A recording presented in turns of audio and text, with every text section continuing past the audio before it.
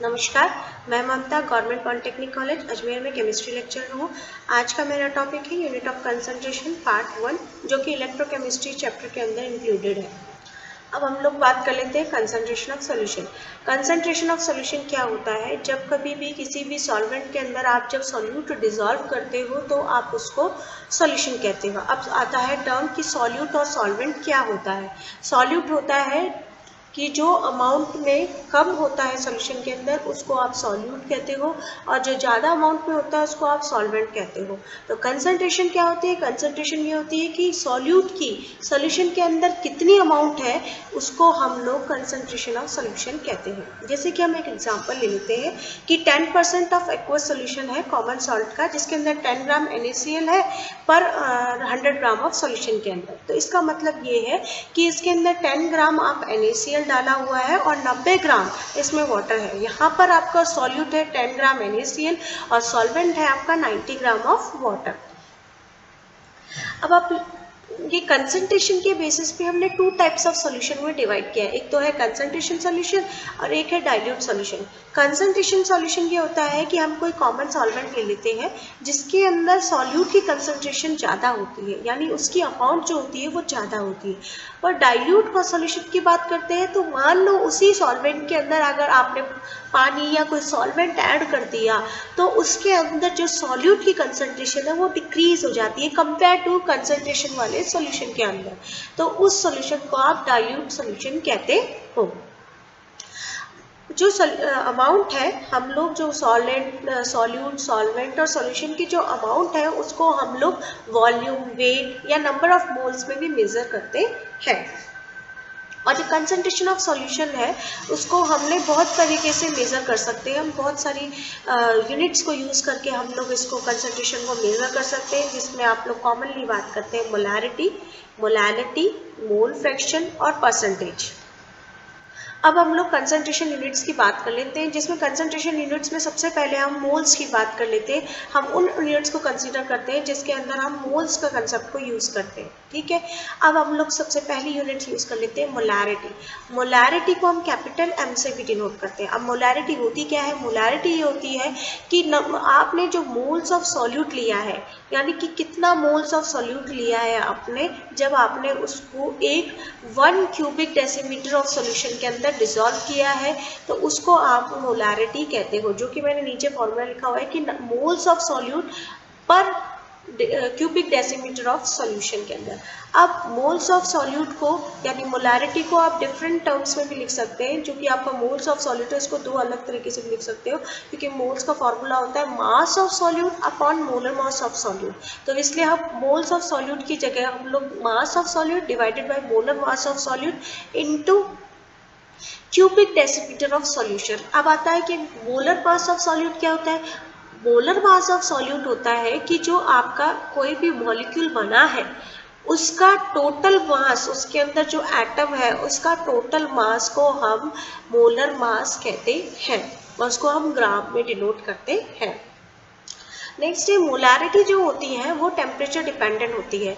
Temperature dependent क्यों होती है? क्योंकि आप जब भी कभी आप टेम्परेचर इंक्रीज करते हो तो नॉर्मली प्रॉपर्टी होती है लिक्विड की, वो एक्सपैंड करता है, तो उससे उसका वॉल्यूम चेंज होता है। और यहाँ पर हम लोग की सॉल्यूशन जो सॉल्वेंट यूज़ कर रहे हैं वो वॉल्यूम के अंदर यूज़ कर रहे हैं। तो जैसे ही आप टेम्परेचर इंक्रीज करते हो तो लिक्विड अपनी प्रॉपर्टी अपने उनके मॉलिक्यूल्स एक्सपैंड करते हैं, जिसके कारण आपकी मोलैरिटी जो होती है वो चेंज होती है। ठीक है, अब हम एग्जाम्पल ले लेते हैं कि हमें किसी की मोलैरिटी कैलकुलेट करनी है। तो यहाँ पर एग्जाम्पल लिया है कि अगर आपने 0.25 ग्राम ऑफ सोडियम बाइकार्बोनेट लिया है 100 सेंटीमीटर क्यूब्स ऑफ सोल्यूशन के अंदर, तो हमें इसकी मोलैरिटी ज्ञात करनी है। अब मोलैरिटी कैसे ज्ञात करेंगे कि यहाँ पर उसने सोडियम बाइकार्बोनेट का मास दिया हुआ है।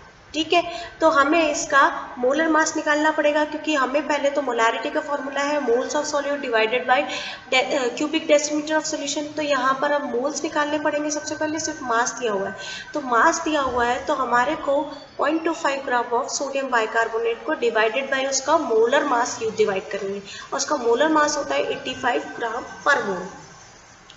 अब उसको हम लोग फॉर्मूले में पुट करेंगे और यहाँ पर जो आपका जो सोल्यूशन दिया हुआ है वो सेंटीमीटर क्यूब में दिया है और हम यहाँ पर बात कर रहे हैं क्यूबिक डेसीमीटर में।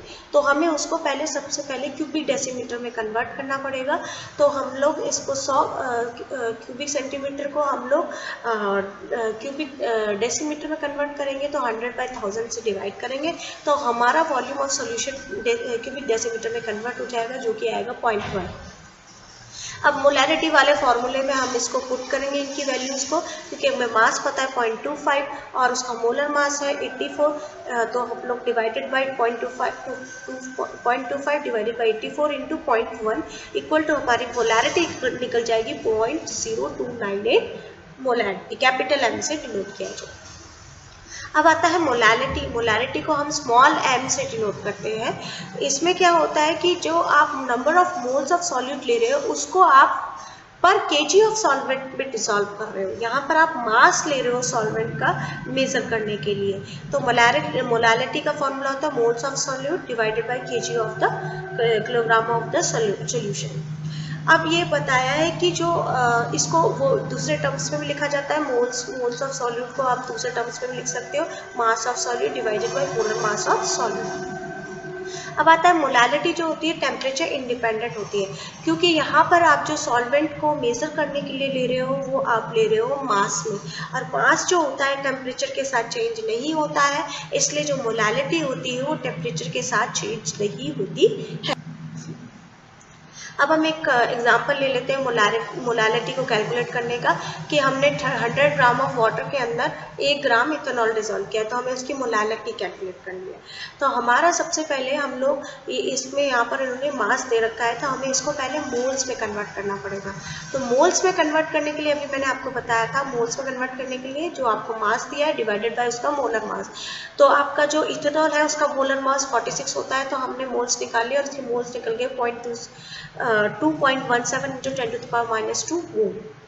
इसी तरीके से हम क्या कहते हैं मास ऑफ वाटर निकाल लेते हैं, जो कि यहाँ पर ग्राम दिया हुआ है। तो ग्राम को हम किलोग्राम में कन्वर्ट करेंगे, क्योंकि हम मोलैरिटी में मास मेजर हम मास में करते हैं वॉल्यूम को, तो इसलिए यहाँ पर हमने किलोग्राम में कन्वर्ट करेंगे तो उसको 100/1000, तो हमारा आ जाएगा मास ऑफ वाटर 0.1 kg।